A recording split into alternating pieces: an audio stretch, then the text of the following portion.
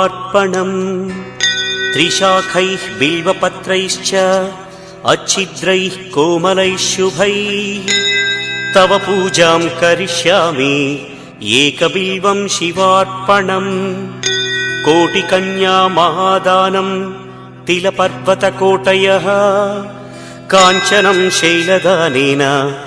एकबिल्वं शिवार्पणम्